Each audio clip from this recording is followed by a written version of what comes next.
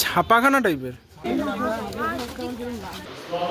Hello সবাইকে স্বাগত আরও একটা নতুন ভিডিওতে। আমি দেবজিৎ আর নিয়ে চলে এলাম আরও একটা নতুন ভিডিও নিয়ে। এই মুহূর্তে আমি দাঁড়িয়ে রয়েছি বোলপুর স্টেশনে, আর আজকে আমরা যেতে চলেছি শান্তিনিকেতনে। সেই জন্যই আমরা সকাল সকাল মা তারা এক্সপ্রেস ধরে নেমে পড়লাম বোলপুর স্টেশনে। তো এখন মা তারা এক্সপ্রেস আমাদেরকে একলা ফেলে রেখে চলে গেল বোলপুর স্টেশনে। আর এখন যাই হোক, যেতে হবে শান্তিনিকেতন।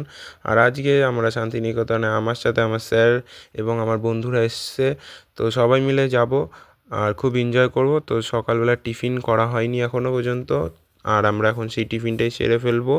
তারপর টিফিন করে আমরা বোলপুর স্টেশন থেকে বেরিয়ে যাব। আমাদেরই এক বন্ধু প্রত্যুষের মা সকাল সকাল লুচি তরকারি করে দিয়েছে, তো স্যার আমাদের সবাইকে এখন লুচি তরকারি দিয়ে দিচ্ছে। এখন সকালের টিফিন ছেড়ে সোজা প্ল্যাটফর্ম থেকে বেরিয়ে টোটো ধরে চলে এলাম শান্তিনিকেতনে। আর এখানে আমরা এখন দাঁড়িয়ে রয়েছি ছাতিমতলার বাইরে, আর টোটোওয়ালাকে এখন টোটোর ভাড়া দিয়ে দেওয়া হচ্ছে। তারপরেই আমরা যে মিউজিয়াম রয়েছে সেই মিউজিয়ামের ভিতর যাব এবং পুরোটা ঘুরে দেখার চেষ্টা করবো, আর তোমাদের যতটা সম্ভব দেখানোর চেষ্টা করব। এখন এখানে যে টিকিট কাউন্টার রয়েছে সেখান থেকে টিকিট কেটে নেবো এবং তারপর ভিতরে যাব। টিকিট কাটা হয়ে গেছে, এখন যাওয়া যাক। তো গেটের সামনে যে সিকিউরিটি গার্ড রয়েছেন তিনি আমাদের টিকিটগুলো চেক করে দিচ্ছেন এবং তারপর আমরা ভিতরে যাব। তো আমাদের টিকিটগুলি চেক করা হয়ে গেছে আর আমরা এখন ভিতরের দিকে যাচ্ছি। আমরা মোট 7 জন এসছি স্যারকে নিয়ে। তো স্যার আগেও অনেকবার এসছেন বলে উনি আসেননি আমাদের সাথে এই ভিতরে মিউজিয়ামের। তো আমরা টোটাল 6 জন বন্ধু এসছি, আমাকে ছাড়া আরও 5 জন রয়েছে, রনিক, প্রত্যুষ, সৌনক, অভ্র আর পার্থ। আমার ঠিক সামনে তোমরা মিউজিয়ামটি দেখতে পারবে। আর এখন আমরা মিউজিয়ামের ভিতরে যাব। এই মুহূর্তে আমরা সবাই মিউজিয়ামের বাইরে বেরিয়ে এসেছি। আর মিউজিয়ামের ভিতর আমাদেরকে ভিডিও করতে দেওয়া হয়নি, ওখানে কোনো ফটো বা ভিডিও করার পারমিশন ছিল না। আর ভিতরে বিভিন্ন রকম যে জিনিসপত্র রয়েছে মিউজিয়ামের ভিতর, সেগুলি মূলত রয়েছে রবীন্দ্রনাথ ঠাকুরের বিভিন্ন বই, তাছাড়াও বিভিন্ন রবীন্দ্রনাথ ঠাকুরের সম্বন্ধে, রবীন্দ্রনাথ ঠাকুর ছাড়াও বিভিন্ন মানুষ যারা শান্তিনিকেতনে কাজ করেছেন তাদের ভাস্কর্য, শিল্পচিত্র, তার সম্বন্ধেও ভিতরের বিভিন্ন তথ্য দেওয়া ছিল। আর এখন যে বাইরের দিকটা রয়েছে সেটা যতটা সম্ভব ঘুরে দেখানোর চেষ্টা করব।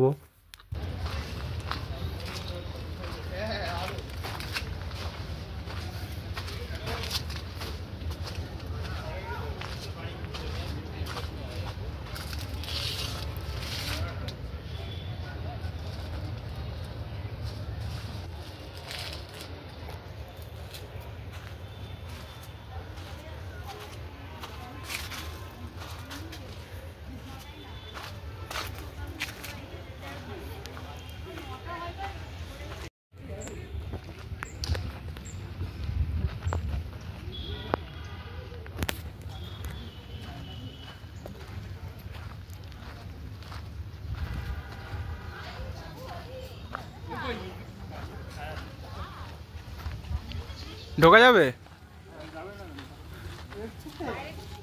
বড়ই হয় মনে হয়, মানে কি আমাদের তো অনেক বড় বসার জায়গা, মানে বসতেন ধ্যানেরই জায়গা, মানে ধ্যান কক্ষ। বুদ্ধ মূর্তি আছে, প্রণামটা আমরা এগিয়ে দেখতে থাকি। জল কি সময় ভিতরে জল পাওয়া যায় কিনতে? চাপ কল থাকলেও আমি খেয়ে নেবো। থাকবে নিশ্চয়ই চাপ কলে গিয়ে এ ভাই, ওটা পিছনে ওইটা একটা পুরো পার্ক টাইপের, ওই জায়গাটা পার্ক টাইপের। এই তো সেই মূর্তিটা মনে, এই তো বাড়ি যেটা দেখেছিল। কি করতে চাচ্ছে না, কি বোঝাতে চাইছে? ওইটাই মানে আগে কি করতে যাচ্ছে না সেই অনুযায়ী মূর্তিটা বানিয়ে না। এ ভাই এখানে গাড়ি আছে, গাড়ি 4 চাকা 4 চাকা। এইটা স্যার বলেছিল একটা গাড়ি আছে, চল এটা দেখবো। এটা ধর জুতো বুতো ঘুরতে হবে। স্যার আর ভিডিও করতে মানা করেছিলেন, ওইখানে করতে বারণ করেছিল, তাহলে আর আসলাম কি করতে? এটা হচ্ছে রবীন্দ্রনাথ ঠাকুরের ব্যবহৃত গাড়ি, ইউজড হয়ে গেছে, দেখলি? যাই হোক, রবীন্দ্রনাথ ঠাকুর তো এটা চালিয়েছিল। এটার কত দাম বেরোবে? কে বলেছে? বলে ইউজড ভাই, এটা ব্যবহার করতে। একবার বলেন ড্রাইভ করেছি নিজে। যাই হোক, বসে তো গেছে।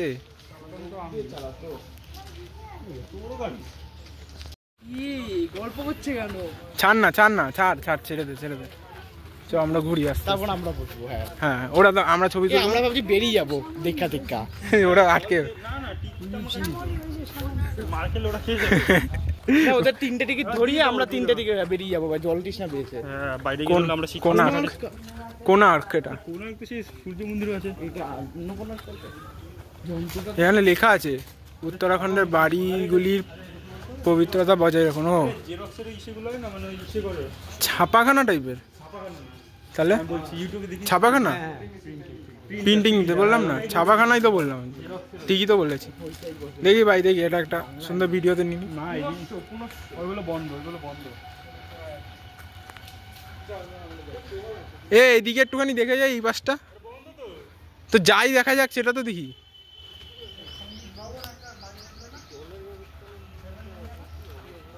মানে হয় কিন্তু পুরো রাজস্থান হয়ে গেল। সেটাই, তাহলে আর কি বীরভূম শান্তিপুর, একটু জলের ব্যবস্থা কি বীরভূমে জলের কষ্ট জানিস না? বীরভূমে জলের কষ্ট জানিস না? এটা এখানে সব নদী শুকনো। হ্যাঁ সিরিয়াসলি, নদী দেখলে না আসার সময় কতগুলো সব শুকিয়ে পড়ে। তাহলে এখানে মানুষ মা গঙ্গাকে এদিকে ঢুকাতেই হবে। রবীন্দ্রনাথ জল খেত না? রবীন্দ্রনাথ ঠাকুর এখানে থাকতো না। প্রথমে রবীন্দ্রনাথ ঠাকুর থাকতো কলকাতায়, তার পরবর্তীকালে যখন উনি এটা তো রবীন্দ্রনাথ ঠাকুর বানিয়েছে, হ্যাঁ নিজেই তো একবার এখানে থাকতো বেশি সময় না। পরবর্তী সময় উনি যখন ওনার বয়সকালে বয়স্ককালে তো এখানে ছিলই না রবীন্দ্রনাথ ঠাকুর। এই পাশ দিয়ে বেরোই ভাই, এই পাশ দিয়ে বেরোই।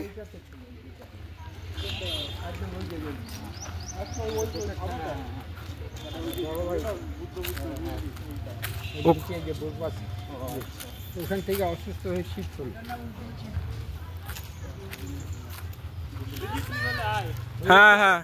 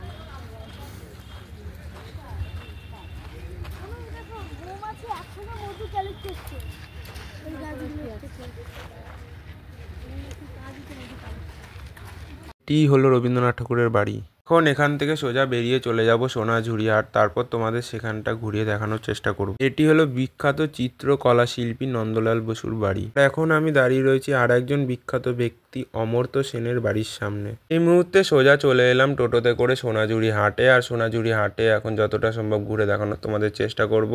তো ভিডিওটা তোমরা দেখতে থাকো।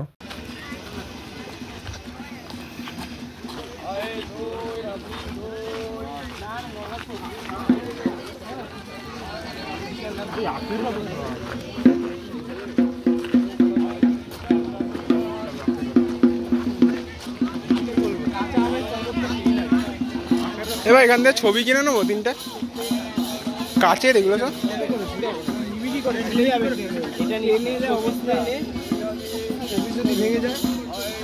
এখানে যে হাটটি রয়েছে সেই হাট থেকে তোমরা বিভিন্ন রকম জিনিসপত্র কিনে নিতে পারবে। এখানে বিভিন্ন রকম সামগ্রী পাওয়া যাচ্ছে, তার মধ্যে রয়েছে জামা কাপড়, রয়েছে তোমাদের বেতের তৈরি জিনিস, যেই জিনিসগুলির সাহায্যে তোমরা তোমাদের ঘরগুলিকে সাজাতে পারবে খুব সুন্দর করে। এছাড়াও রয়েছে ফটো ফ্রেম, রয়েছে মেয়েদের জন্য হাতের চুড়ি, কানের গলার, এছাড়াও রয়েছে তোমাদের বাচ্চাদের জন্য খেলনা, কাঠের তৈরি বিভিন্ন জিনিস, এছাড়াও মেয়েদের জন্য রয়েছে হাতের ব্যাগ, আরও নিত্য প্রয়োজনীয় প্রচুর জিনিসপত্রই পাওয়া যাচ্ছে এই সোনাঝুরি হাটে।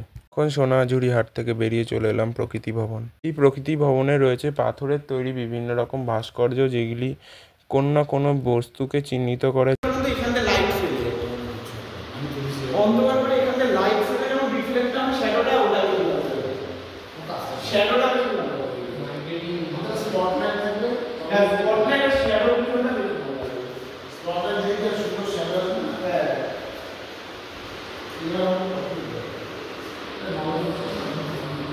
প্রকৃতি ভবনের বাইরেই রয়েছে এই বিশাল বুদ্ধ মূর্তিটি। এখন আমরা একটি হোটেল থেকে 130 টাকার ডিম থালি নিয়ে দুপুরের খাবার সেরে ফেললাম। এই মুহূর্তে বোলপুর স্টেশনের বাইরে গীতাঞ্জলি রেল সংগ্রহালয়ের সামনে আমরা দাঁড়িয়ে রয়েছি।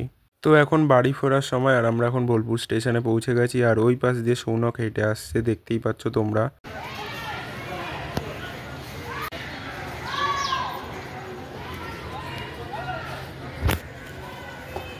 তাহলে রনিক বাড়ি ফেরা হবে তো এবার? 6টায় ট্রেন। এখনো প্রায় দেড় ঘন্টা লাগবে ট্রেন আসতে। যাই হোক, টাইমটা তো ভালোই যাচ্ছে। হ্যাঁ, হেভি মজা হলো আজকে। যারা আসেনি তারা বুঝতে পারলো না বিষয়টা, অবশ্য আসেনি ভালোই হয়েছে।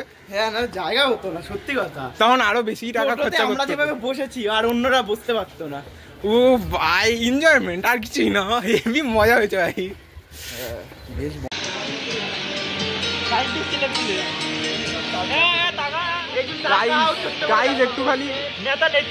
এখন প্ল্যাটফর্মে বসে ট্রেনের অপেক্ষা করছি আমরা সবাই। আর ভাবলাম একটুখানি ট্রেনের অপেক্ষা করতে করতেই একটু গান শুনে নেওয়া যাক।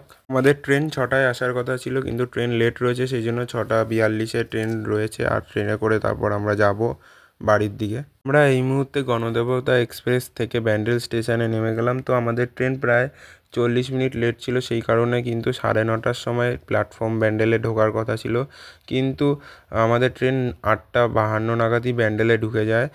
আর খুব স্পিডেই ট্রেনটি এসছে, যার কারণেই কিন্তু এত তাড়াতাড়ি পৌঁছাতে পেরেছে। তো টাইমে মেকআপ করে দিয়েছে। 8:30টায় ঢোকার কথা ছিল, সেখানে 8:52-তে ঢুকেছে, মাত্র 20 মিনিট লেট করেছে। আর এখন আমাদের যে ট্রেন গণদেবতা এক্সপ্রেস ছিল, সেই ট্রেনটি প্ল্যাটফর্ম থেকে চড়ে যাচ্ছে। আর আমাদের যে 7 নম্বর প্ল্যাটফর্ম রয়েছে, সেখানে ব্যান্ডেল নৈহাটি লোকাল আসার কথা রয়েছে। তো সেখানে বাকি যে আমার বন্ধুরা রয়েছে তারা অপেক্ষা করছে ট্রেনের। তো ট্রেন আসার কথা 9:45 নাগাদ। তারপর ট্রেন আসলে আমরা ট্রেন ধরে ব্যান্ডেল থেকে ব্যান্ডেল নৈহাটি লোকাল ধরে বাড়ির উদ্দেশ্যে রওনা দেব। আমাদের physics chemistry Shubhankar sir total প্রোগ্রামটিকে আয়োজন করেছিলেন, যার কারণেই আজকে আমরা শান্তিনিকেতন যেতে পারলাম। স্যারকে অসংখ্য ধন্যবাদ। আজকের ভিডিওটি ভালো লাগলে অবশ্যই একটা লাইক করে দিও। চ্যানেলে নতুন হলে চ্যানেলটিকে সাবস্ক্রাইব করে অল নোটিফিকেশন অন করে রেখো। আর ভিডিওটিকে বেশি বেশি করে শেয়ার করে দিও। রবীন্দ্রনাথ ঠাকুরের শান্তিনিকেতন সম্বন্ধে একবার গিয়ে সব জানা সম্ভব নয়, তাও আজকের ভিডিওটা এখানেই শেষ করলাম। নেক্সট ভিডিওতে দেখা হবে। Tata, bye bye.